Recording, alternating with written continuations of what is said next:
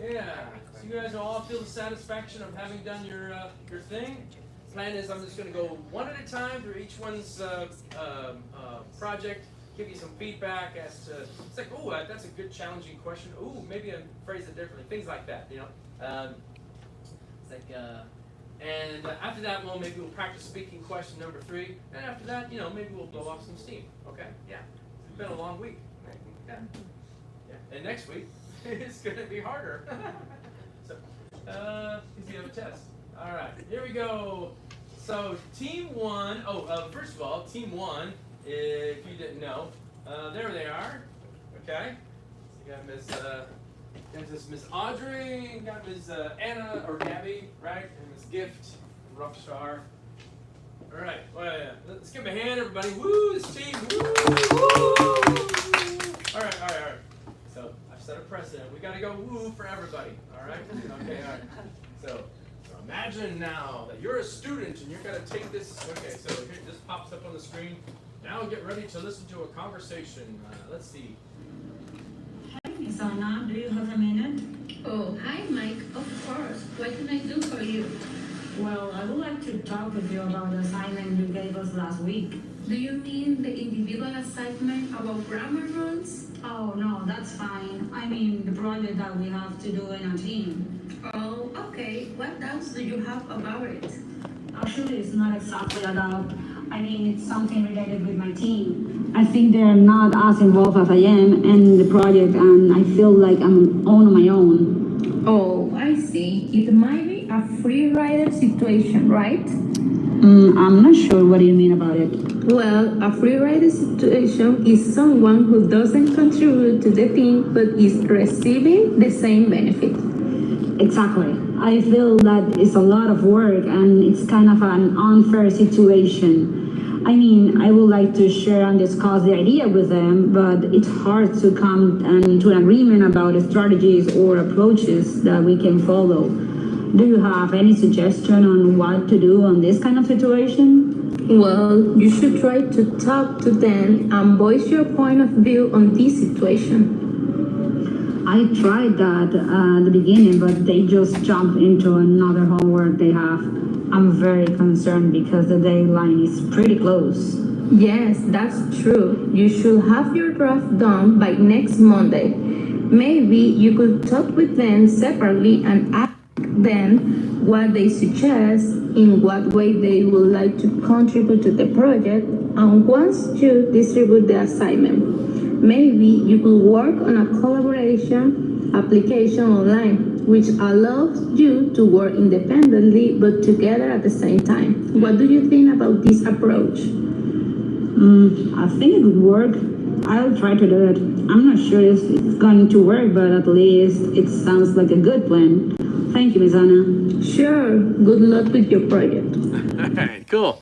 I hear you being very careful with how you pronounce it, the flow of it. It's well organized, I can imagine. If y'all didn't get what's happening here, usually in a conversation, it's between a man and a woman. So she's trying to obscure the fact that she's a woman here. She says, "Hey, Mike," because their team only had women. All right, so they had to improvise. All right, so that's the gist question you guys created. Why does a student go to see the professor? Good. Get advice about team working strategies, to ask for extra time to finish the team project, to request to switch teams with other classmates on the team project, to ask for clarification. Cool, yeah, and they're all infinitives. That's a good way of phrasing it. And they're all very distinct too. They're not like, there's 2 of these that could be similar, I think, yeah. Cool, so it was, looks like you were asking about A. That seems to be the right one, yeah, you all were trying to do there. Okay, that's your gist question, all right. So why does the professor mention the grammar rule assignment? Cool. Kind of could be like an organization question. Put yourself in the shoes of the speaker, right? She was trying to highlight that the due date for the assignment is very close. She's trying to clarify if she is understanding the student's concern. Well phrased, that's fine. Yeah, she's trying to remind the student about the project, or trying to explain that the student can change the project topic. Actually, I didn't catch that one there. So why did she mention the grammar rule assignment? Why was that? Yeah, do you remember? Oh. To clarify. Oh, to clarify. Cool. Yeah. Cool. I like that each option it's challenging, but it's not. The options are distinct enough so they're not confusing. That's good. All right. Great work so far. According to the professor, what is a free writer? Frequently on the TOEFL, they'll give you an idiom. The person who needs to write. That's good. And there's often humor in there too, right? Unless the student reads it out loud. He needs a ride home from school that doesn't have a car. A person who benefits from others' outcomes without working. Good way of phrasing it. A person who does not understand, and that's right. That's not what it is. A person who leads a team. Yeah, great. Frequently in those conversations, you'll have to figure out what a certain idiom means in context. What does the professor suggest the student could do? Good. She could fit that's right. He. Oh, what is the professor? He. Well, okay, that's not a big deal. That's fine, whatever. I don't care about that. So, yeah, he could finish the project and then discuss it with his team. Yeah, he could request that everyone do their part and send it to him before the due date. By the way, the grammar and the phrasing is good. It's not too long. The grammar is correct so far. She could have a conversation with the team and propose, to work on a collaborative platform. Good. They make it challenging for them. They have to know what collaborative means. That's awesome. Hey, how you doing? Yeah. I got your audio file with the lecture about green screens, and we'll watch that in a second. All right, she should understand that her classmates are very busy with other homework too. All right. I don't remember what it was. Which one was it? Letter C. Yeah, the last one. Okay, cool. Yeah. Letter C. Yeah. Frequently, the right answer is the one with the most words. Right. So that's true. Okay. Yeah. All right. So what does the student imply when she says that it's an unfair situation? She's surprised by the team's attitude. She doesn't want to do the project with this team, or he doesn't, right? Yeah, whatever. I don't care. I'm not going to count off her wrong pronoun. I don't care, right? He decides to share and discuss the ideas, but the team is not interested in working on the project. The professor has not quite identified her concern. Oh, cool. An inference question. Cool. Yeah. Oftentimes they're listen again, but then not always. Sometimes they're just you have to remember why she says it's an unfair situation. All right, good. Good phrasing, not too long. It's about the same. The conversation's pretty the right length. Listen again the part of the conversation, then after the question. Maybe you could talk with them separately and ask them what they suggest, in what way they would like to contribute to the project, and once you distribute the assignment, maybe you could work on a collaboration application online, which allows you to work independently but together at the same time. What do you think about this approach? I think it could work. I will try to do it. I'm not sure if it's going to work, but at least it sounds like a good plan. Okay. Thank you, Ms. Anna. All right. Sounds like it may be D, right? Maybe D or A. I don't know. Yeah. So you sound skeptical about whether a strategy can work. It sounds like A. Yeah, that's what you're saying. Nice. That's tricky because I was leaning toward D also. Yeah. Generally positive, but it's like a little suspicious. It might not work. Cool. I like it. Like both the answers are good, but the A is much better answer. Yeah, I think. I would agree. Yeah, that's good. That's good. So how many do you? 1, 5, 4, 3, 2, 1. You guys made 6 questions for the conversation. You only needed 5. Oh yeah, you made one more than necessary. That was a surprise. Okay, cool. No problem. Okay. All right. Here's the lecture for Team 1. Hello students. Today we are going to discuss about locus of control. First, let's understand the concept. The term locus of control was coined in 1954 by psychologist Julian B. Rotter. It is basically a psychological concept that refers to an individual's belief about the extent to which their actions influence the outcomes in their lives. It is generally characterized into 2 types: internal and external locus of control. Internal locus of control is when individuals believe that they have control over the events and outcomes in their lives through their own efforts, actions, and decisions. whereas external locus of control is when individuals believe that external factors such as luck, faith, or other people have more influence over the events and outcomes in their lives. Most people fall somewhere between these two extremes. So Rotter devised a scale where external locus of control is at one end and the internal locus of control at the other. Let me give you an example for a better understanding. Consider two students, let's say Alex and Jaime, who both failed a test. Alex, who has an internal locus of control, would think that the failure was because of not studying enough. Also, she might believe that her inability to plan and allocate more time for studying or not seeking help from the teacher to improve her understanding of the material affected her scores.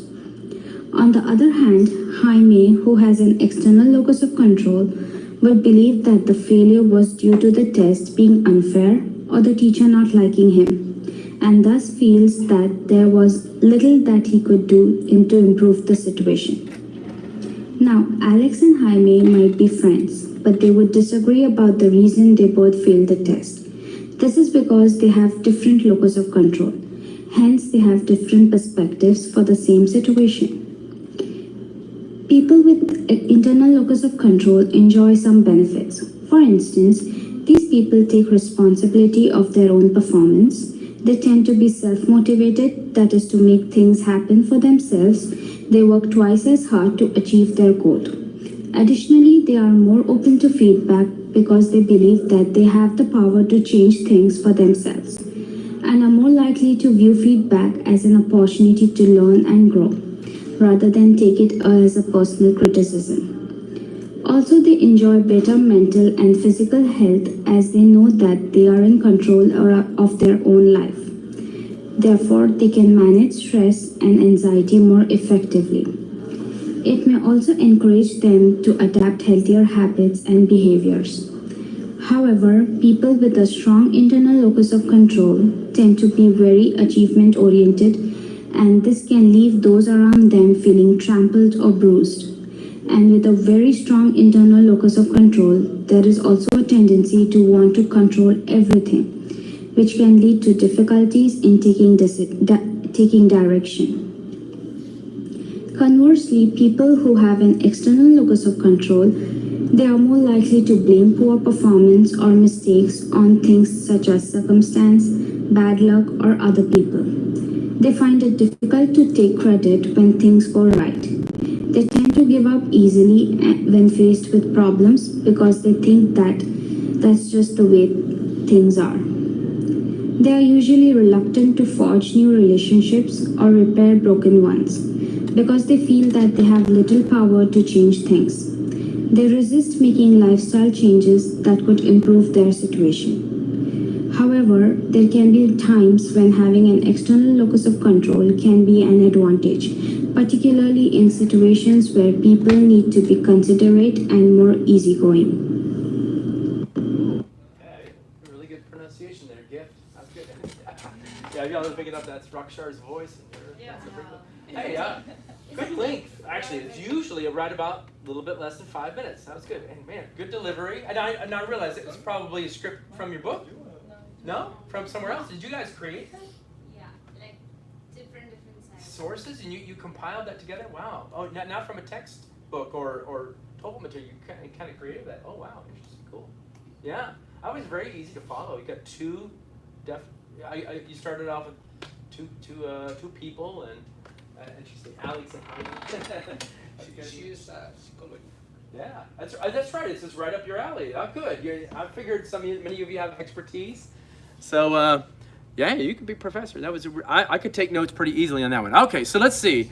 So, let's see. What's the lecture mainly about? How people perceive the events in their lives, how people blame others for their actions, how people blame themselves for the events that occur around them, how people are divided into two categories, mainly internal and external. Oh, I'm leaning toward that too. Right, yeah, it's good. And you know what I like about this one? The correct answer is phrased generally, right? So oftentimes on the real TOEFL, they'll phrase it generally to make it look like it's not right, and then the student will be tricked and they'll say, oh, internal, external, maybe that's the right. Yeah, right. They're using specific details, but that's not quite. Yeah, but you're not making the point that people are divided into two categories. Right. Thanks. That's good. Oftentimes the correct answer is phrased generally to try to trick them. Yeah. Okay, I like that. How does the locus of control influence someone's perception? Good. That would be a direct, detailed question. And it helps them in understanding in the reality. It enhances their thinking capability. Helps people to have better outcomes for their lives. It helps people attribute the result of an event. I'm guessing. Help them in understanding the reality. You don't need the understanding reality. I'm guessing A, right? Are you leaning toward A? Or C? Or C? It helps people to have better outcomes for their lives. Yeah. How does locus of control influence someone's perception? Okay, I got to go back to the question again. Yeah. So I find myself. Well, their thinking capability. That's probably not A. I can rule that one out. It helps people attribute the result of an event. I think I'm leaning toward D. Did y'all pick a correct answer? Okay, but anyway, it's okay. That's all right. We are trying to be so tricky that even though we're confused. Wait, it's definitely what again? Definitely what? D. Yeah. D for dog, right? D is a dog. Yeah. It helps people attribute the result of an event. Okay, sure. Of an event, specific of events. Right. Yeah. Okay. What does a professor mention Alex and Jaime failing a test? Yes, organization question. Put yourself in the shoes of the professor. She used the example of Jaime and Alex to encourage students to study harder. No, to point out that the two students who failed, to point out the two students in this class that failed. You all know these people. No, that's not what it is. To illustrate the concept of internal. Yes. Right? To explain the reason why those. Okay. Yeah. That's good. Yeah. C. There you go. Good organization question. Yeah. Usually you get one of those. All right. So according to the professor. Oh, that sounds like a detail. If it's according to, it's a detail, right? Why people with internal locus of control are better receivers of feedback? Oh, because they don't know how to improve their skills. Because it helps them adapt healthier habits and behaviors. They don't believe that they could change the situation. Okay. Because it helps them to blame other people. Okay, probably not that one. Why do people? Maybe why do people? Right?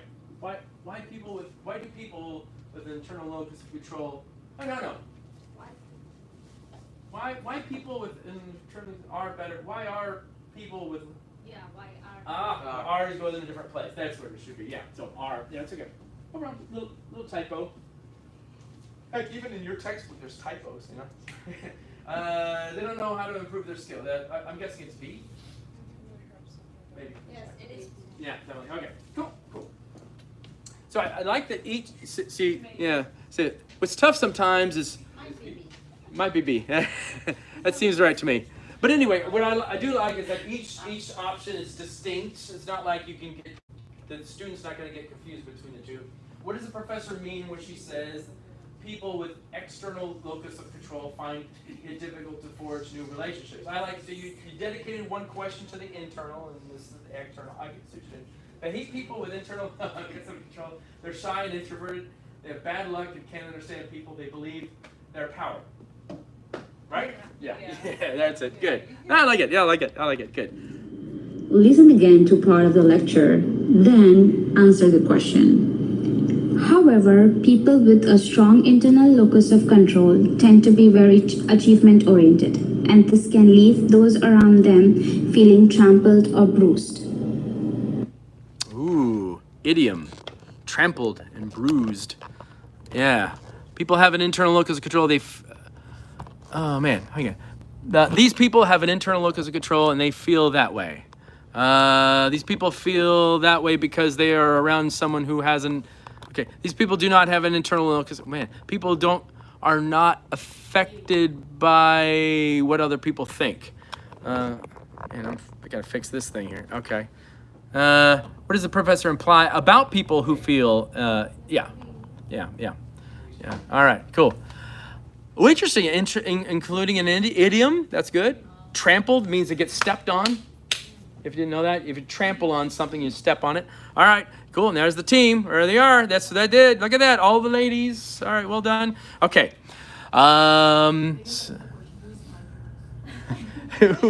Who is Mike? That's right. That's you should include the. All right. So here's team 2. Let's see who. And the team 2 is Duru and Juliana and Jaime and Belmont. Belmont. Yeah. Okay. I know. You wouldn't help. Did you receive my emails? I sent you Oh yeah. Want to update it? Okay. Let's double check because there's one more audio file. You're right. 2, actually 2. Okay. One to the conversation. Right? Got it. Listen again and. Okay, there's 2 listen again files. Okay, here we go. The conversation is mine, the first one, and the. All right. So I tell you what, I'm gonna take a moment here to convert this file, add it to the thing, and sorry, so it'll be a moment here. I've got to do this here. So nueve grasabi. Oh, there you go. No. This is the okay. Listen again. Conversation team 2, right? Team 4. All right. Team 4. Okay. Cool. Let me convert that. Yeah, I got to do this now, or before I forget. So anyway, start. Back up here. Okay. Open file. Team 4. Open. Convert. Download it. There we are. Thank you for your patience, y'all. I've just got to do this real quick. No. Open the folder. Yeah, there it is. Let's get into the conversation. Team 4. Oh, no. Put this in the Team 4. Yes. Okay. Team 4. So that's the conversation. Cool. All right. Thank you for your patience, y'all. Just one more of these, and then I'll go on to the next one here. All right. This is for the lecture. Okay. Got it. Yeah. That's all right. It's okay. So, bada bing, bada boom. Go away. Close. Refresh the page. Here we go. Open the file. And there we go. Open. Convert. Download. Okay. Show the file. And this is for listen again lecture, right? Yeah. All right. Lecture team 4. All right. And then I'll add it to you guys. All right. So here we go. All right, so I'll add that to Team 4 real quick before I forget. Good. Here we go. And insert the audio. Recent. Listen again. Lecture. Listen again. Conversation. Team 4. Booyah! Google Docs are awesome. Okay, cool. Nice. And then you got your listen again. Actually, oh, yeah, I need to remove this one. That's right. That's the one you gave me earlier. Okay. So Team 4, right? And then here we go. Insert audio. Listen again. Conversation. Team 4. No, but it is not conversation. That one is lecture. Is it? That one there I'm selecting says. Well, we'll find out. You select first the conversation. Now. Listen again the conversation between student and advisor. No. So, as you know, all the other spots are It's all. the conversation. I got these files backwards. Okay, that's part of the lecture. You're right. Okay, this one got to put here. You got it. Okay, so I'll just paste it. Boom, and then this one, probably the other place. Well, it's Listening. that's also there too. Yeah, it's the same one. Okay. Hey, what's happening here? Okay, so we don't have one, right? So for the listen again for the. I sent you. You did send it to me. Okay, it's fair enough. Okay. Question, listen again, lecture. Set the email. There you did. Listen again, lecture team 4. Insert. Booyah. Okay. Automatic. Yeah, it's that one. Amel quickly. Woo! Got it. All right. Nice. All right. So, all right, y'all. On to team 2. So it's Duru, Juliana, Jaime, and Belmont. Belmont. He's not. Was it? So I sent the listen again question, but we were waiting for them Got it. to say listen again, so we don't have that listen again All right. So, thank you for sending it as an MP3. That makes it a little, saves a step for me. All right. That's fine. That's good. I can add that. So what team are you guys? Team 2? All right, team 2. All right. Team 2, question 6. It's called 5, right? Okay, we'll just call it 5. All right. And this one was, so the one we're about to do, the lecture. Thank you. That's toward the end, right here. About stance about green screens, right? Okay, good. All right. TOEFL projects, audio files, 2, 5, insert, automatic. Oh yeah, okay. Now, all right. Y'all ready for this?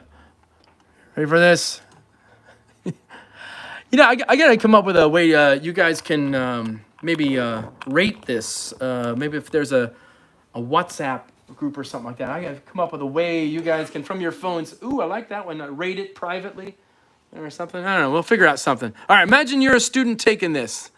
Good morning, Juliana. How can I help you today? Good morning, Professor Thompson. I have a few questions about the upcoming midterm exam. Of course, what specifically would you like to know? Well, I'm a bit confused about the format of the exam. Will it be multiple choice, essay, or a mix of both? The midterm will consist of 2 parts. The first part will be multiple choice questions covering the main ideas from our lectures and textbooks, and the second part will be short essay question where you can demonstrate your understanding more depth. That's helpful to know. For the essay questions, will we have a choice of topics or will they be predetermined? You will have a choice of the 3 topics, and you can select one you feel more comfortable with.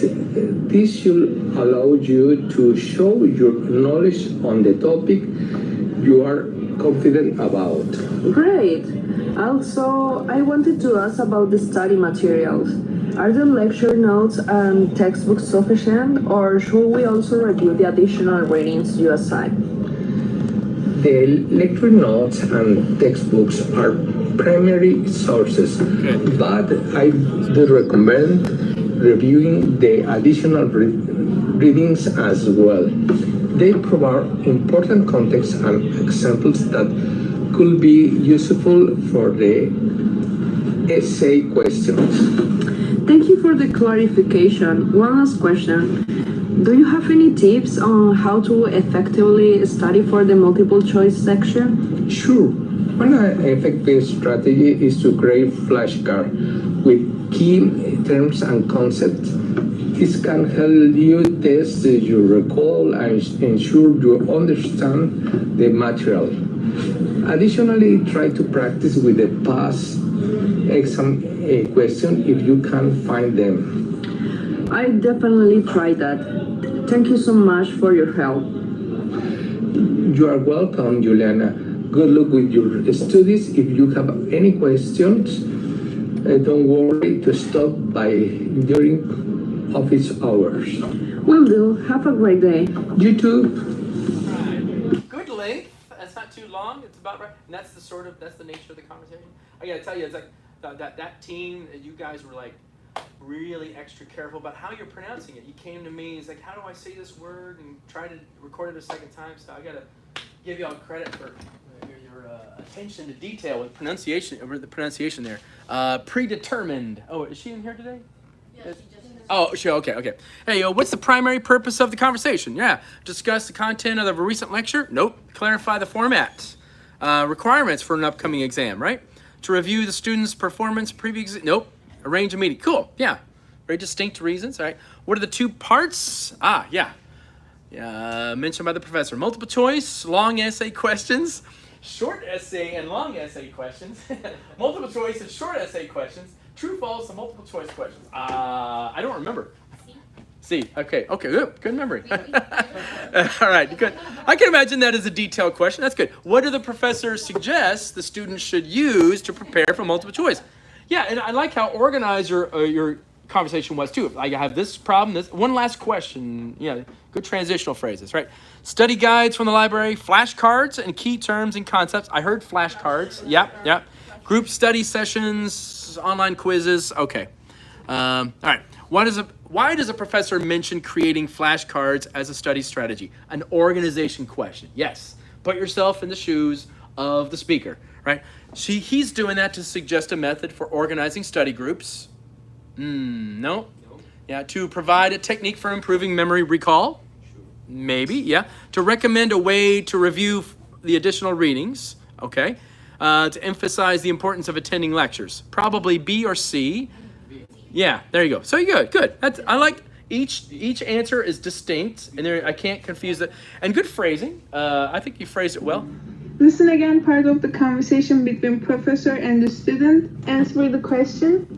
Good morning, Professor Thompson. I have a few questions about the upcoming midterm exam. Of course, what specifically would you like to know? What can be inferred about the professor's attitude towards students asking questions about the exam?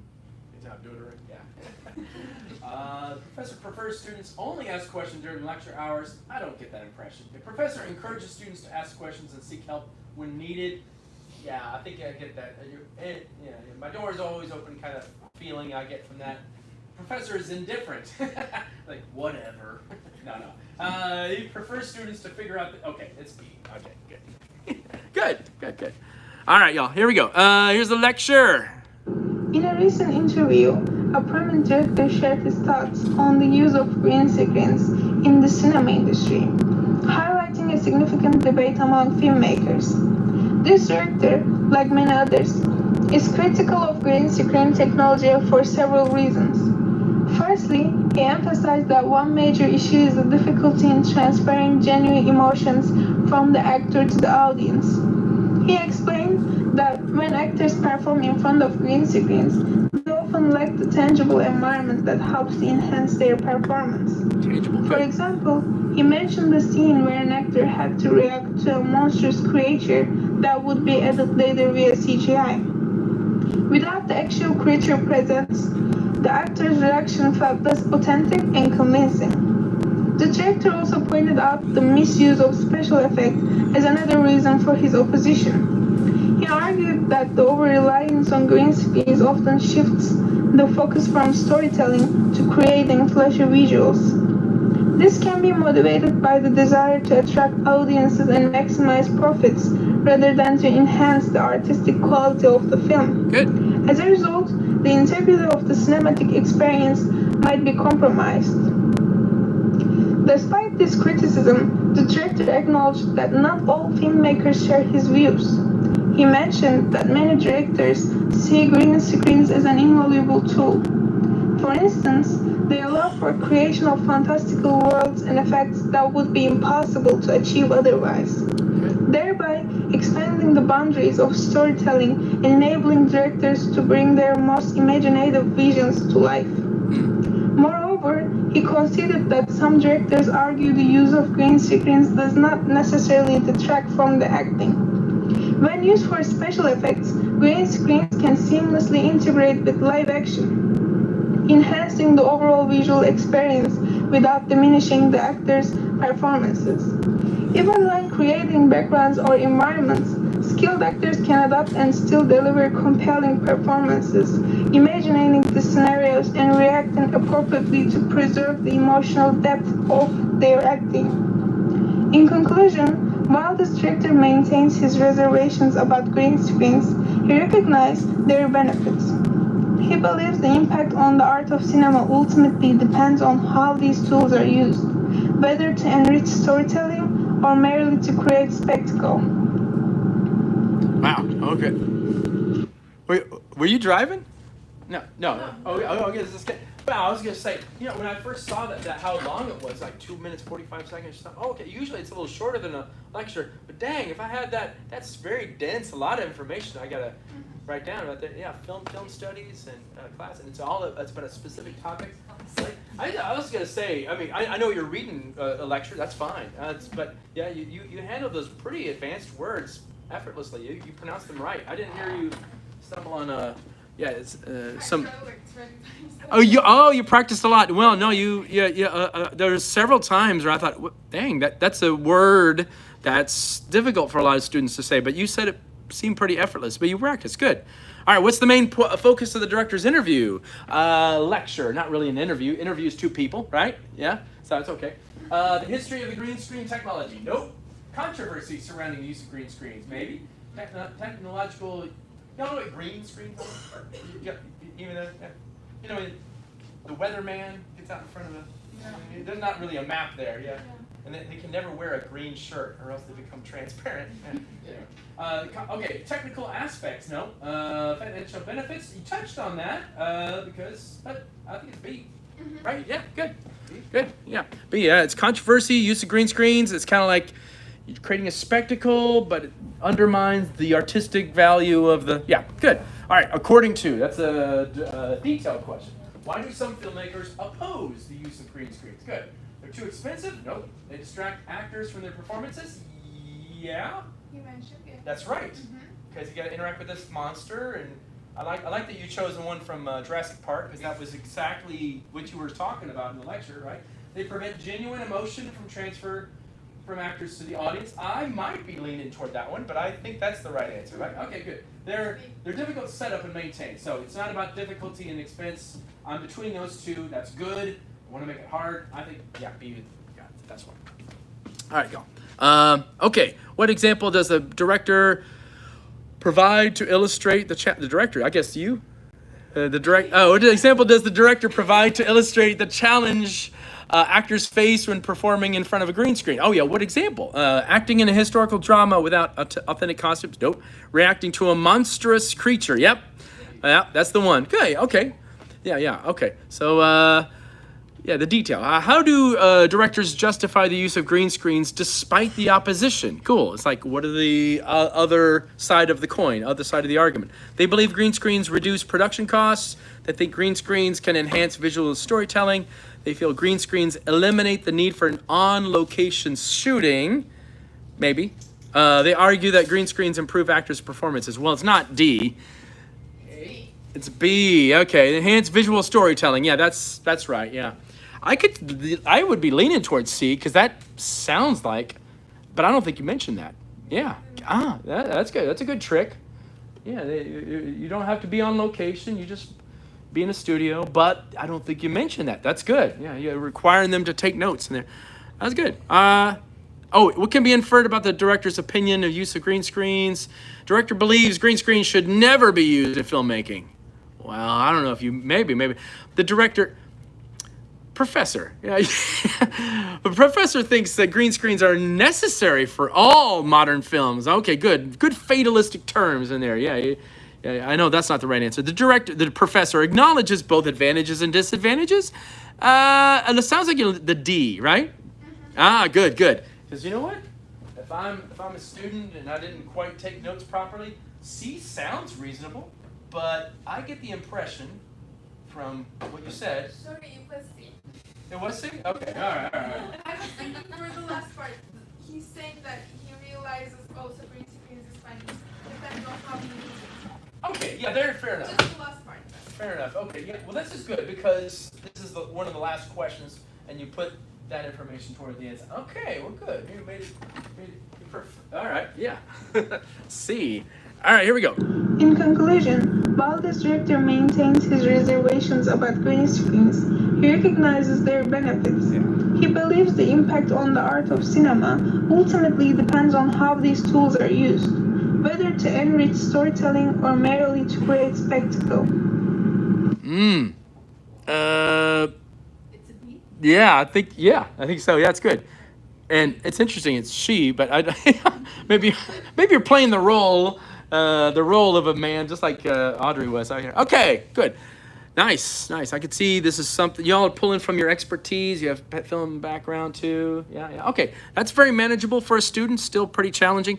All right, so that's this team here. Yeah, give them a hand, everybody. Woo! Thank you, guys. I know this takes a while, but I know you guys work so hard on it. I want to make sure everybody sees what you did and you feel satisfied for the work you did. By the way, toward the end of the semester, we're going to do another one of these, but about the speaking section, which is much more manageable, right? Yeah. And that's a lot of fun too. You can take photographs of yourself. All right, so here we go. This team is right here. There we are. Okay, you view them. So it's Ms. Tabassum, Brainer, and Miss Anna, and Miss Olga. All right, super. Finding and creating.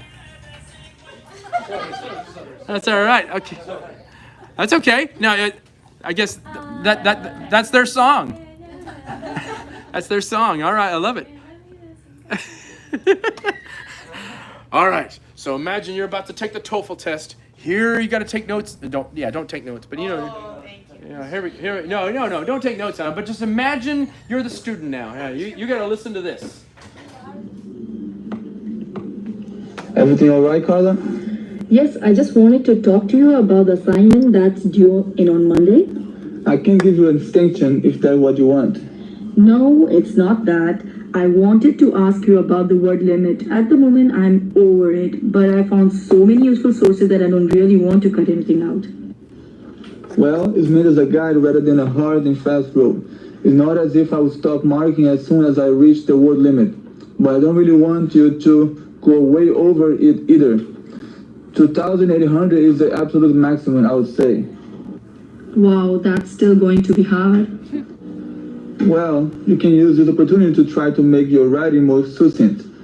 It's a good exercise in writing technique. Think about which of the writer's points you really want to draw attention to, and discard any information that isn't really relevant to your premise. Okay, I'll try that. Remember, you can always refer to two or more sources in the same paragraph, in the same sentence even.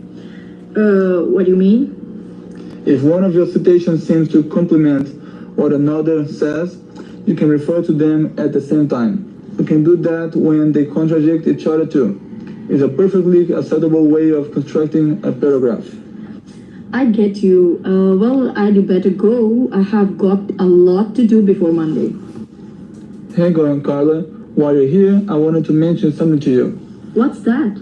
Have you heard about the Harvard Graduate Business Program? No. It is a special scheme funded by the Harvard Group. You know, the financial place in town? Yeah, I know it. Well, they have a special program that they run especially for graduates. It's very exclusive. They only take on 3 people a year. Each of the major colleges in the state is invited to put forward a maximum of 5 students a year for consideration. And we only pick out the very best students, the ones with really high grades. I wonder if you'd be interested in trying out for it. After all, you've been doing well in all your modules. Wow, it sounds like an honor to be considered. I guess all those late nights working on assignments were worth it. What does the program gives you? Well, you get work and training at the Harvard Group for a year, and then they will fund your master's course a year down the line. I'm right that you're interested in doing a master's course, aren't you? Yes, I was considering doing something management-based. Well, I think they discussed with you what master's course will be best for you and them. Depending on the department you're working in, so you may be obliged to do the course they want you to do, but it's bound to be useful. Then they employ you for another year, and after that, you can choose to stay with the company or move on somewhere else. Harvard is a prestigious company. I couldn't see myself moving on fast if I managed to get my foot in the door. Indeed. Well, is it something that might appeal to you? Maybe. I was hoping to go abroad for a while though. What do I have to do to apply? Do I need a resume? I was working on mine just the other night. Well, there's a rather lengthy application form to fill out, so I don't think a resume is needed. Then if you get through the first stage, you'll have to do a presentation. If they like you, they will invite you back for an interview. It's pretty tough, as you can imagine, but I wouldn't suggest it to you if I didn't think you could do it. I mean, you've done some great presentations in class, and you've had experience of setting up your own business too. Oh, no, I haven't done that.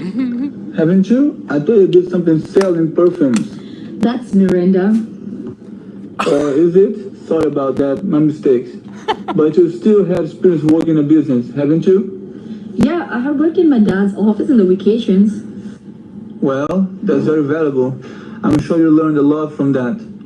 Well, if you're interested in the program, come to my office later on, and I'll give you the details. After 4 is bad for me. Thanks. All right, Joe. All right, nice. Woo! All right, okay. Yes, that was my first impression. Okay, so we all reading the script from okay, good. That's fine. So that was an actual script. But you know, actually, the pace of it wasn't like too slow or whatever. It was just kind of like the first part of it was about the length of her paper, right? Then you said, oh, hey, while you're here, let's talk about. And the majority of it was about that program, right? Okay. I like that. A couple of times there was a misunderstanding. So a student taking notes has to like. Oh wait, you're not. Oh, that's Miranda, not Car. You're right. You mistaken you with another student. Is that what happened at the? I heard it. Okay, it's awesome.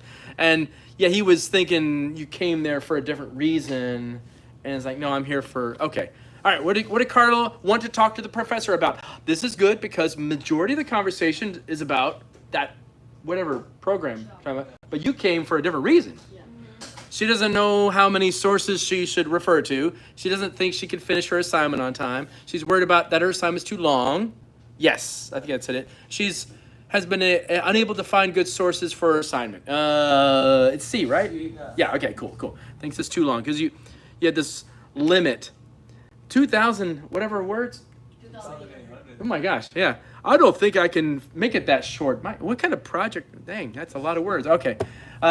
Which two does the professor advise Carla to do? Good. Focus on comparing and contrasting information. Make her writing more concise. Yeah, that's good. I think you said the word succinct. I think it was, S-U-C-C-I-N-T. Yeah, S-U-C-C, succinct. Yeah, I was trying to spell it. Yeah. Succinct. Yeah, which is another word for concise. Huh? Yeah, I said that. Yeah, well, okay. The way you pronounced it, I think it may have stressed the first syllable or something. Everybody say succinct, concise. Communicating a lot of information with few words. Right. Yeah. Succinct is a lot, very, very complete, but not too many words. Is what that means. Yeah. That's a very succinct answer. All right. Bada bing, bada boom. Oh. Okay, disregard information from less. I use just one piece of information. Which two is it? I can't remember. B and C. All right, make it more concise. Yeah, and all right, and discard from yeah. The Harvey Graduate Business Program. Oh, cool. Yeah. You were pronouncing it well. Okay. Provided young people with work in various departments in the company, overseas work experience, total of 2 years employment at the Harvey Group, a funded master's course of their choice. It looks like. Is that right? I don't even remember. I thought it was 2 years. Is it 2 years of employment at the Harvey Group, overseas work experience? I don't know if I remember that. Yeah. Yes, yeah, I kind of agree. If I were listening to that conversation, that's a little longer than normal. I don't think you guys are reading it slowly. I think that, yeah. Whoever wrote that script could have made it more concise, right? Succinct, yeah. Because usually those conversations are not usually over 4 minutes, but that was pretty close.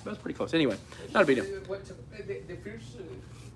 time I think the good answer is A. Mm-hmm. To work in various departments in the company. So you say you need to be concise, or you use another word before. But it's about the program. So right. Yeah. This is going to work on the program they have, and then they're going to give you 2 years after the program. Okay. So it should be selected. Yeah. So it looks like 3, 4, and 5 are all about that second topic y'all change the subject to. Okay, cool. Listen again to part of a conversation. Harvey's is a prestigious company. I couldn't see myself moving on fast if I managed to get my foot in the door. If I managed to get my foot in the door. Awesome. Yes. Oftentimes these listen again are about idioms. If I managed to get my foot in the door. Y'all got it? If I got a job at Harvey's, I wouldn't want to leave the company for some time. Once I got a job at Harvey's, I could probably be promoted very quickly. Yes. After I've got worked at Harvey's, I'll be able to get a job with a very prestigious company somewhere else. That's not what you're thinking, right? If I get a job at Harvey's, I wouldn't have to work there forever. Oh, okay. Well, no, you have the idea that maybe you will be able to. Right. You ever heard that expression? Everybody say, get my foot in the door. Yeah. So maybe you want to work at Google. Well, it's not your dream job, but just maybe entry level. You'd be an intern. So get your foot in the door. So, you open the door and say, hello, can I help you? Boom, boom, boom. You can't close the door now. And now I got myself in. Now I'm in. I'm in. I might as well be in. It's like a salesman putting his foot in the door to prevent you from closing it. That's where it comes from. That's a good idiom. Yeah. This is the correct answer. If I work, I wouldn't want to leave the company for some time. It sounds like, once I've got a job at Harvey's, I would probably be promoted. I think that's Listen again B. to part of a conversation. Harvey's is a prestigious company. I couldn't see myself moving on fast if I managed to get my foot in the door. Yeah, I can see myself moving up fast. Moving on? That's what you said? Okay. I wouldn't see myself. Yeah, I would probably be promoted quickly, or I'm not going to leave it. Yeah, moving on, maybe you can stay longer there. Yeah, I could. Some time at this. Moving on is kind of like I say that. You're gonna move from that company. Yeah, to somewhere else. Right. Okay. You're gonna stay a few. Yeah, but you get your foot in the door. You do it for the purpose of kind of staying there for a long time. It's kind of how I would say it. Yeah. Anyway, okay. I wouldn't want to leave the company for some time. Yeah, by using the expression "get my foot in the door," now. Getting somewhere, like somehow, just enter the door. Right, and now I can stay. Now, if I get my foot in the door at Google. You can stay, then maybe. Right, and maybe have a more opportunity to get better jobs now that I'm in the company. It's harder to get that first step to get your foot in the door. Yeah, everybody say, I want to get my foot in the door. Foot in the door. Yeah, just work at Google, just work in the mail room or whatever. Yeah, and then you can move up. Yeah. What did the professor ask Carla not to do? Oh, not to do. Oh, make it hard for the student. Because it was irrelevant. Attend an interview, complete an application form, send in a resume, give a presentation. I don't remember. Oh, okay, good. All right, ready for the lecture? Here we go, y'all. Hang in there, y'all. This is just team. Is this team 2? This is team 3, right? 3. Okay, good. All right, we're on our way. The second question. Why does the professor say this? Oops. Oops. I put the wrong one in here. Let me fix it. Wait. It may be the other way around. So this one is listen again.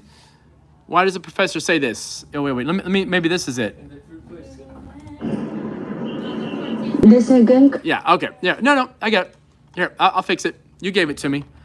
It's in here. She's like, I worked really hard on that. Let me put it in. Hang on. Insert audio. Okay, here we go. LIT materials, TOEFL, listening projects, audio for the projects. Team 3. And listen again. Here we go. Here's the lecture. Team 3 lecture. All right. Booyah. All right. Cool. All right. So now let's view it. All right. Now get ready to take notes on a lecture. Fossil records have helped us trace the ancestry of many animals, but we don't always have a complete picture. For example, take birds. Fossil records suggest that birds are descended from dinosaurs. Now, in evolutionary terms, flight is pretty much the defining characteristic of birds. But how did flight begin? The evolutionary origins of flight have been the subject of an ongoing debate.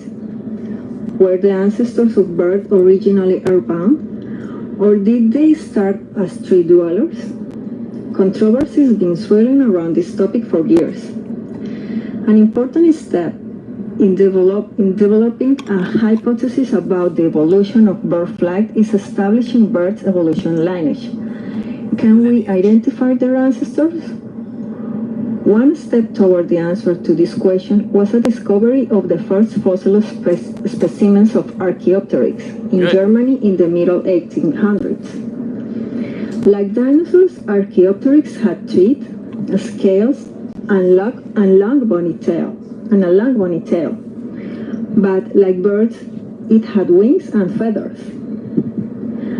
And recent 3D reconstructions of Archaeopteryx' brain indicated that it also had the sight, balance, and coordination necessary for flight. Therefore, Archaeopteryx was seen by many as the evolutionary link between birds and dinosaurs, irrefutable proof that modern birds evolved from dinosaurs. But while evidence of this link is available, Archaeopteryx doesn't tell us how or why some dinosaurs evolved the ability to fly in the first place. In fact, fossils show us that Archaeopteryx had wings that were almost identical to those of modern birds.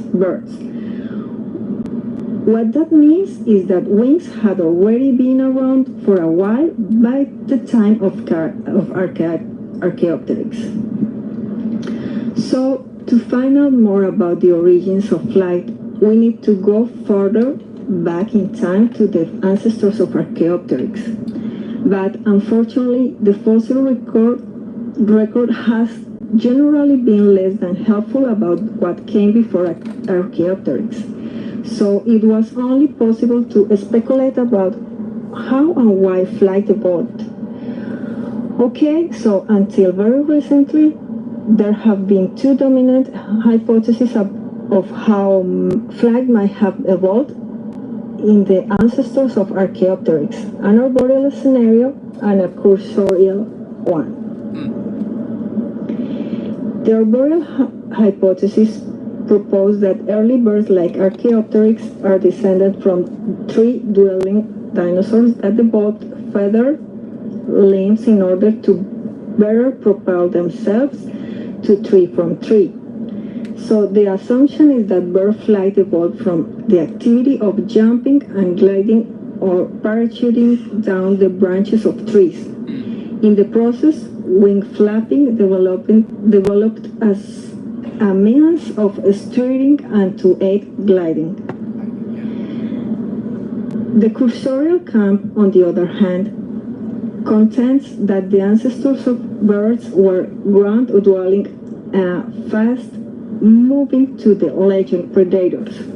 The cursorial hypothesis is that flight evolved from the ground up, as these dinosaurs developed wing-like adaptations that increase their power and control while running and making long leaps in pursuit to prey. Now, the overwhelming consensus used to be the Archaeopteryx were arboreal, a tree dweller, which would lead us to believe that its ancestors probably were too. However, never evidence fossils of what looked like feathered dinosaurs suggests that Archaeopteryx might actually be a descendant of those cursorial two-legged ground dinosaurs I mentioned. This would mean Archaeopteryx could have come from a line of ground dwellers whose flight originated in a ground upward direction.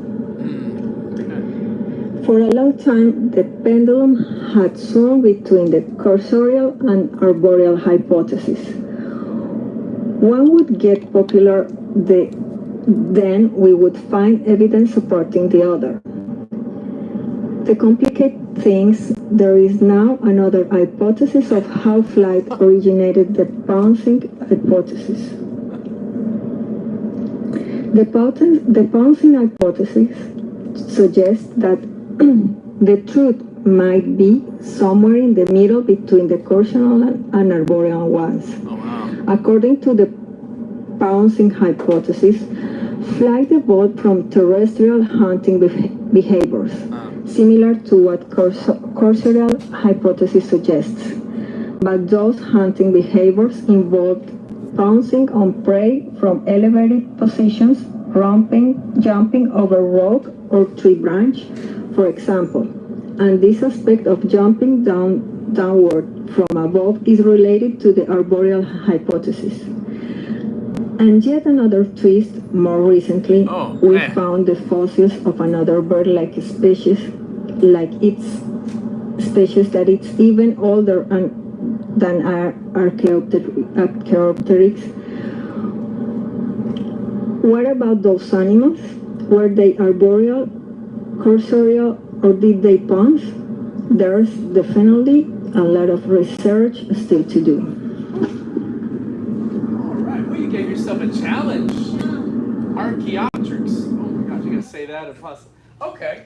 Man, two different hypotheses. Oh, and just to complicate matters, there's a third one. And that is, you've taken the TOEFL before. You've had a lecture that's about 6 minutes long, maybe? No, not really. No, thank you. No, no, thank you. But I have actually in another textbook seen one that goes up to about 8 minutes long. So maybe I would. Yeah, well, no, I don't think that's normally what you're going to encounter on the real TOEFL. Generally, it's about 5 minutes long. Yeah, I would have maybe edited it down a little bit. Maybe like not include that last hypothesis. Maybe just those first two there. Ooh, that's challenging.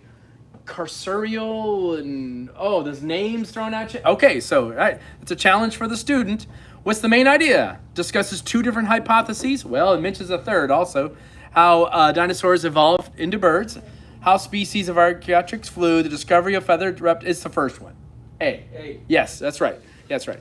Okay. What is arboreal hypothesis? That's good. Now it's a brand new word thrown at you. Propose about the origins of the bird flight. So yeah, it's mainly about these two. I probably would have edited it down to not include that last one, but whatever. That's it. Birds evolved from ground-dwelling predators. Ooh, I got to keep track of these two hypotheses. From the ground up or from the tree down, right? Okay. Birds' feathers glided from the tree to tree. They developed wings to chase the prey on the ground.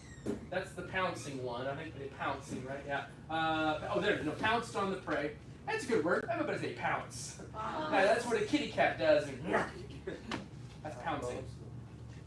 Yeah, and so maybe pouncing made them, I don't know, have to fly.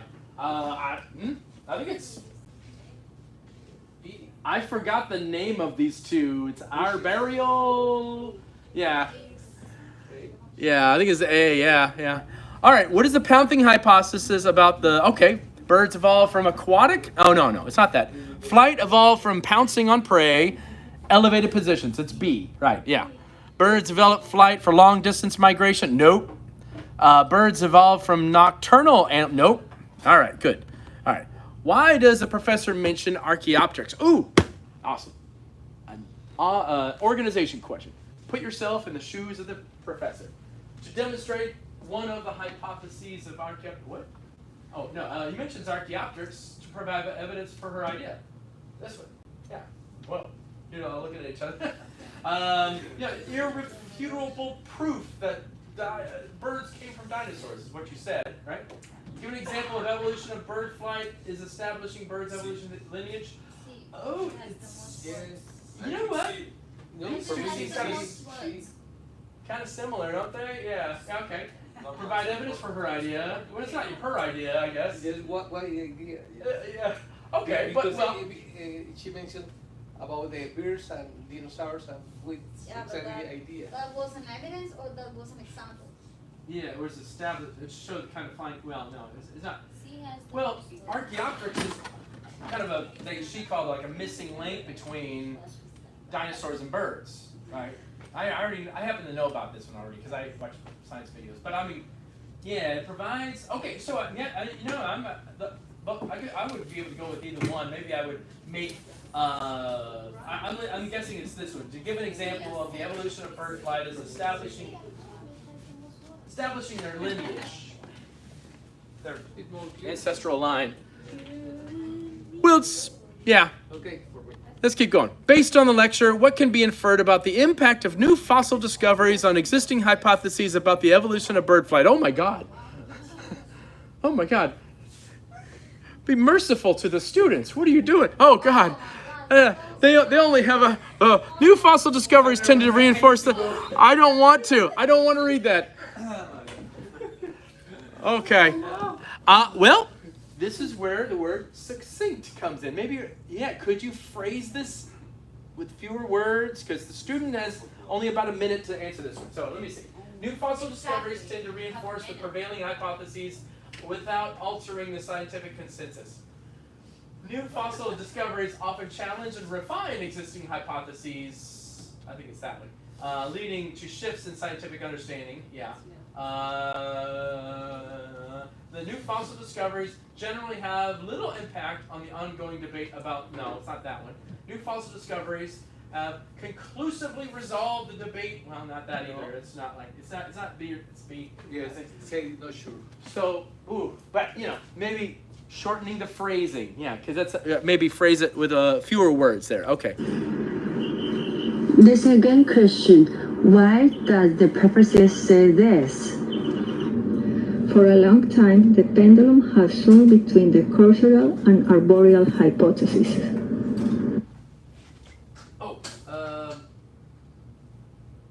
To challenge the students to decide which hypothesis, to show both carceral hypotheses have been considered valid. Oh, maybe it's D. I think it's electronic. Okay. I understand. I had a little difficulty understanding what you said there, but let's see. Yeah. The second question, why does the professor say this? For a long time, the pendulum has swung between the causal and arboreal hypotheses. Depending on the so I had trouble. What'd you say? Oh, the pendulum. Oh, it sounds like dependent upon or something. Oh, the pendulum has swung between. Oh, it's an idiom. Nice. The pendulum has swung. Yeah. Listen again to part of the conversation. Okay. There you go. There's that team. All right. Give me a hand, everybody. Woo! All right. Last one. Okay. All right. Well done, y'all. Okay. I know. So this is the last team. Okay. Bharat and Troy and Mr. Chu and Veronica. All right. Let's see what you guys did. Maybe after this, we just might blow off some steam instead of, I don't know, you guys your brain hurts, right? Okay, Here we go. Imagine listening to this conversation and you're a TOEFL student. Yeah. Hello, Mr. Berat. My name is Veronica. I am in the law school. Hello, Miss Veronica. Nice to meet you. Tell me, how can I help you? Well, I'm coming today because I need your help with my schedule because I have to switch it from mornings to evenings. I found a good enterprise to do my internship. However, the schedule at school, it's going to be kind of impossible. Oh, congratulations for your internship. It's a huge step in your career. Nevertheless, I think that's going to be hard for me to help you because we are in the middle of the year. So, as you know, all the other spots are already taken from the other students. Really? What do you think about the night shift? I know that the law school opened some classes during the night and I checked them and could work for me. Let me check in my computer. Not definitely. There is not available spots even at night. But there is something that might work for you. Could be hard, but it could be a great idea to go evening classes or night classes and ask some students if one of them wants to switch the schedule with you.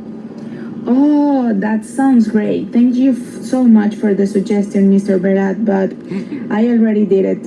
I went for a whole week to the evening and night classes and no one to switch with me because they have jobs and other activities that depend on their school schedule. So it doesn't work.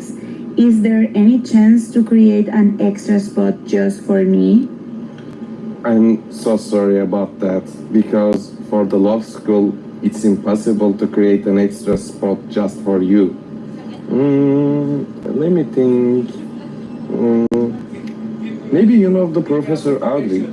She has available spots at 6 a.m. for the classes that you need. It's a hard schedule, but maybe it can be a solution for you. Wow, 6 a.m.? Yes, I know Professor Audrey. She's helping me with my final project, but I didn't know that she was offering those classes. Wow. Well, seems like I don't have more options, so definitely I'm going to talk with her. Thank you so much, Mr. Berat. Sure, Miss Veronica. Good luck. Oh, clearly you guys wrote your own script. That's great. Yeah, you have background in law. That's good. Yeah, I got a question. I got a problem. Let's try this. This one doesn't work for me. 6 a.m. That's a good.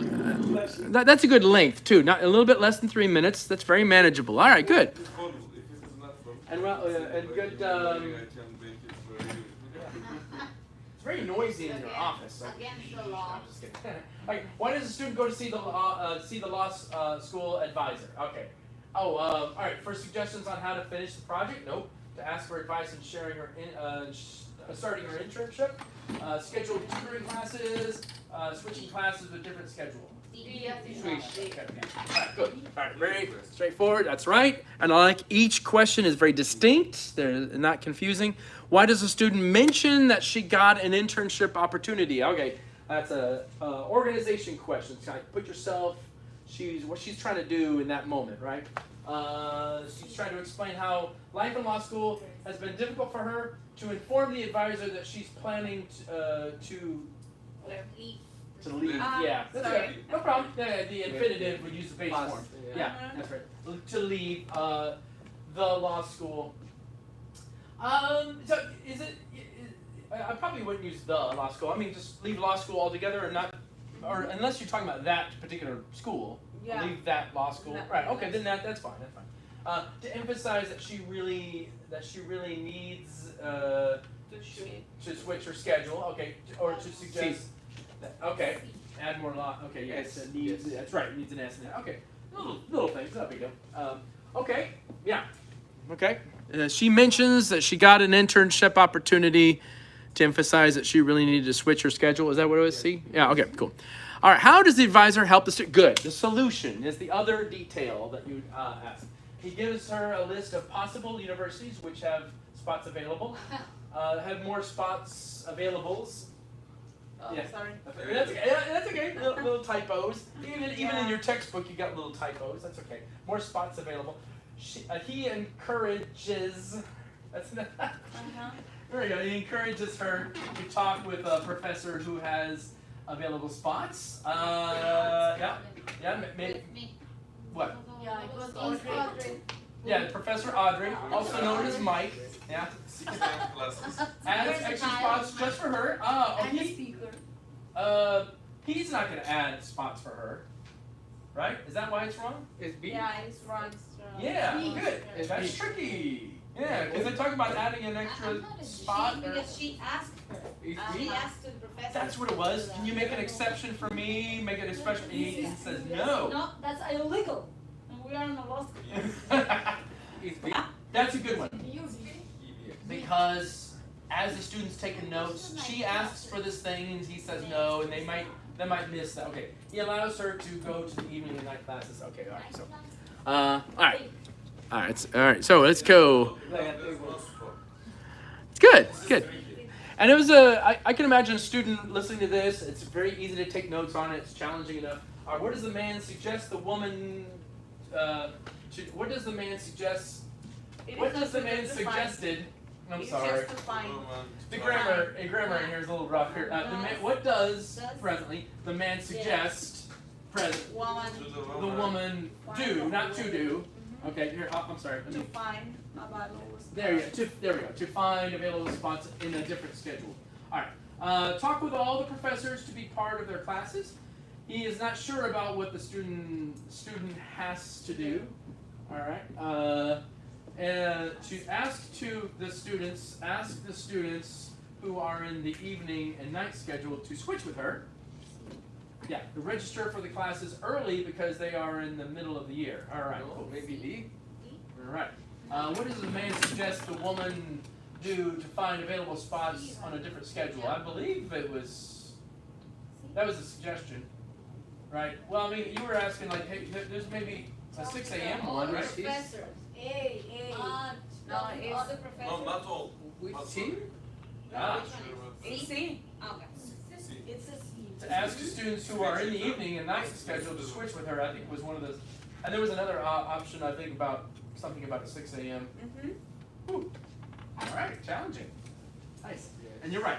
Using words like all, frequently trick. Uh-huh. Yeah, good. Good for Megan. I All put in. and for trick. Yeah, you had that in mind, right? Yeah. I said put all to trick. That was your suggestion. All right, you want credit for all. All right, good. When I see all in test, always I have question. That's right. It's good. I call that a red flag. Good for you, Barack. Yeah, red flag. A 100% or a 0%. Never, only, all. Yeah, that's you frequently a way those tests try to trick you. All right, here we go. Here we go. Listen again. Here we go. I gotta play this somehow. All right, here we go. Listen again the conversation between student and advisor. So, as you know, all the other spots are already taken from other students. Really? What do you think about the night shift? Really? Really? I'm not sure. Did the student have a stroke?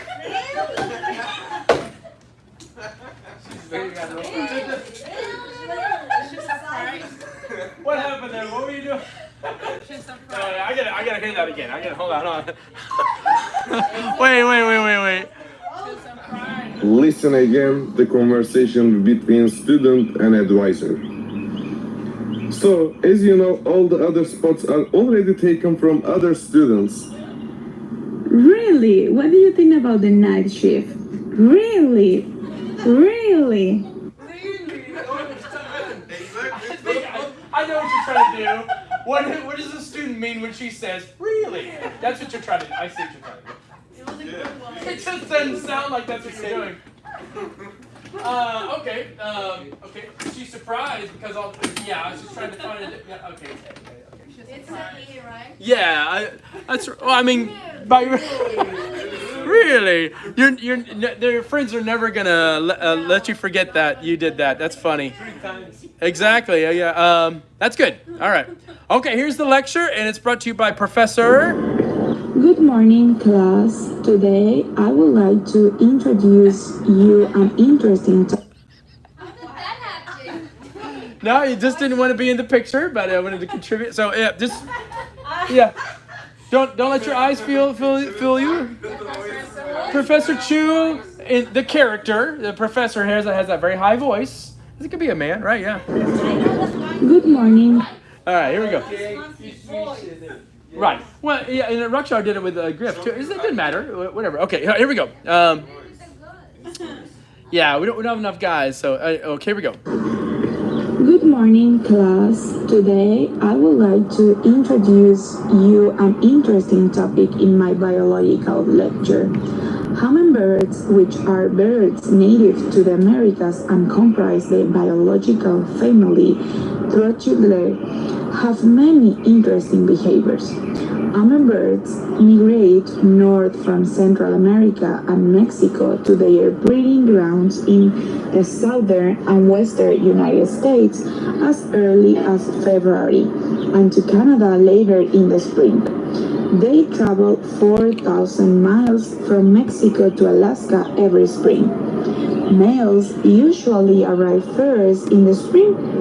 Hummingbirds use instinct and their surroundings to determine when to migrate, with the main trigger being the change in seasons. Hummingbirds are known for being bold and sometimes aggressive, and will often come up to window to drink from feeders. To make same hummingbird food, you can mix 1 part sugar with 4 parts water, such as 1 cup of sugar with 4 cups of water, until the sugar dissolves. White granulate cane sugar is best because it is close to the natural nectar in the flowers, and you should use purified or spring water. If too many bees are attacked, you can try changing the mixture to 5 cups of water for every 1 cup of sugar. Male ruby throats put on impressive rituals called shuttle displays as part of their hummingbird courtship behavior. A male quickly zooms from side to side in a shallow arc, with these raw feathers flare out, making a loud whirring noise with his wings. The courtship process can take days or weeks, but mating itself only takes a few seconds. The male will perch on the female's back and they'll move to the trails to the side to briefly touch genitals. Hummingbirds build compact, velvety cups with spongy flowers and elastic sides that stretch as the young grow. They weave together twigs, plant fibers, and bits of leaf, and use spider silk to bind the nest together and anchor it to its foundation. Hummingbirds typically build their nest fairly low in a small tree, but they may also build them on a-made materials like clotheslines, extension cords, or wind chimes. Yeah. Oh, that's what it was. Yeah, wind chimes. Yeah, that's right. Oh, yeah. You had that's a good choice, Professor Chu, to have your class outside. Wind chimes. Okay, there's a few words. Okay, interesting stuff. I'm guessing as a student, if I got like 3 parts, 2 parts, maybe not. Main idea: introduce about the human impact to hummingbird behavior? Nope. To explain the hummingbird's behavior, such as migration, feeding, mating, nesting. I'm guessing it's that. B. To explain about the life of wild hummingbirds to the students. Very general one. Yeah. Okay. The introduction of native bird in America, hummingbird, a member of. Okay, it's an introduction of it. It's a specific one. Okay, so I'm leaning toward B or C. Yeah, explain about the life of wild hummingbirds. It's a very general one. Yeah. Okay, explain hummingbirds' behaviors and migration. They talked about those things, but why not B? Yeah, why not B though? Yeah, it'd be like a. Yeah, I mean migration. I don't know if you may not have mentioned migration. I don't know. Feeding, yeah, mating, definitely. I remember that, and nesting, but maybe didn't mention migration. Maybe that's why B is wrong. Yeah, didn't mention migration. I didn't catch that. Okay. So honestly, I would be conflicted between B or C. It seems like it's just. Hummingbird reach before the female, like when they migrate. I guess. Oh yeah, you heard that too. Okay. All right. Anyway, so super duper. Yeah, a lot of new vocabulary. I like that about the lecture. How do hummingbirds determine the time to start migrate? Okay, they did talk about migrate. Based on the environmental temperature, they recognize a change in seasons from the beginning of February to the spring. They need to reproduce. They use instinct to perceive the changes in seasons and the surroundings. Like other birds, they often migrate to avoid cold winter. Oh, I don't remember this detail. Yeah. Which one was it, Professor C? Oh, okay. The instinct to perceive changes. Yeah. Fair enough, yeah. Now, honestly, okay, that's not much different than D, though. Yeah, right. They use instinct to perceive the changes in the seasons. They migrate to avoid the weather, cold, and return in spring when the temperature becomes warm. Yeah, it's tough because it's like, why would D be wrong, right? Yeah, we got maybe. Just for the word like. Like other birds, but yeah, maybe that's possibly. He wasn't necessarily comparing. He wasn't comparing to other birds. That's true. Maybe that would make that one wrong. Yeah, that's a good point. Yeah. Okay. What courtship rituals? Good word. Many people don't know what courtship is. Yeah, making babies. That's what that's about. All right. The male bird quickly zooms in. Oh, good. I noticed the good use of onomatopoeia. Right. Zooming. Zoom. Zoom. Zoom. Yeah, okay. Bird quickly zooms from side to side in a shallow arc with his throat feathers flared out, making a loud whirring, another onomatopoeia noise with his wings.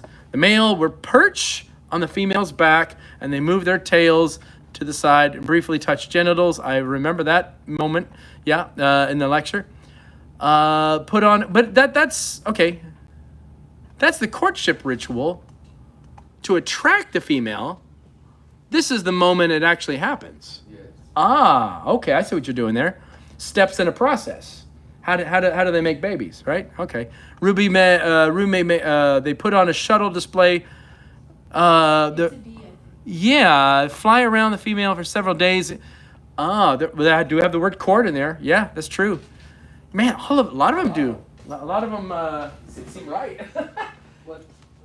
To attract the female, that's right. She pointed out that it takes a long time to court her, but mating process only happens a few seconds.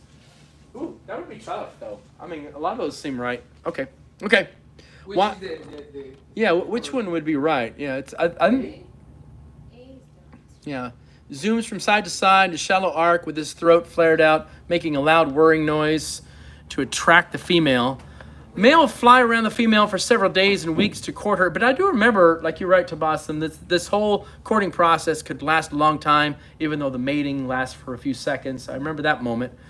Anyway, I don't know. Yeah, see, maybe A and D are too similar. I don't know. Or yeah, I don't know. Several of those are kind of similar. They may be right. With the exception, I would take out B. I know that one's not right because that's the moment it actually happens. The courtship leading up to it. Right. Anyway. It's more complete the answer. Yeah, I think you may be right. Okay. Why does the professor talk about velvety cups? You're throwing a lot of good vocabulary at you. Challenging vocabulary. To describe the size of the food the hummingbirds gather. To explain the use of sugar and water containers. Nope. Illustrate the shape of the nest. Yeah. To specify hummingbird... yeah, actually a couple of these are for nesting. To specify that hummingbirds use the cups for nesting. Question mark. To illustrate the shape and size of the nest. I think you may be right. To describe the nest shape. That's the point.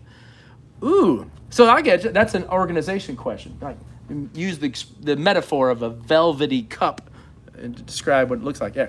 Why does the professor imply by using the ratio of one part sugar to 4 parts water for hummingbirds? Imply. He fears that... I like this one. He's warning that she was warning that he or she, it's true. The student, because he fears that students might use the grains for insects to feed hummingbirds. Okay. The sugar and water are always available. Okay, no. Because the sugar and water are inexpensive, making it easy. Okay. Okay. It looks like... Yeah, it's a natural nectar. Okay. Why does the professor imply using one? Yeah. Oh, that's right. You pointed out. Yeah, you need to use this because it's very similar to the natural nectar. Yeah. That's a good one, actually. Yeah. So you'll notice, the whole 1 part, 4 parts, all that. Yeah. Okay, here we go. A male quickly zooms from side to side in a shallow arc with his throat feathers flared out, making a loud whirring noise with his wings. Throat feathers. All right. What does the professor mean by this phrase? Oh, I think you mean like zooming around. I think is the expression, right? I think C. Yeah. Well. Yeah, it's B. Yeah. This one I don't think was finished, right? Yeah.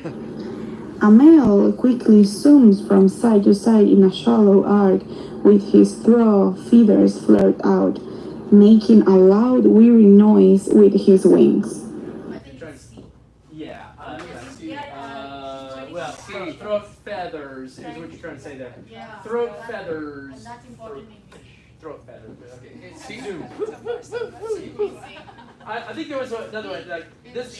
What does he mean by this phrase? Zooming around. All right. I got the same. I was thinking it's B. Yeah. All of them. All of them. Oh my. All right. Okay. And that's it. And let's see. Okay. I think, yeah. Zooming around from side to side. Okay, it's Bharat, Troy, Jong, and Veronica. Actually, Troy was just here the first day, I think, right? Yeah, we were waiting for Yeah, duly noted. Yeah, I'll keep all that in mind. All right, give them a hand, everybody. Woo! That's a lot of work. That is a lot of work. Okay. What time we got here for reals? I'm going to end.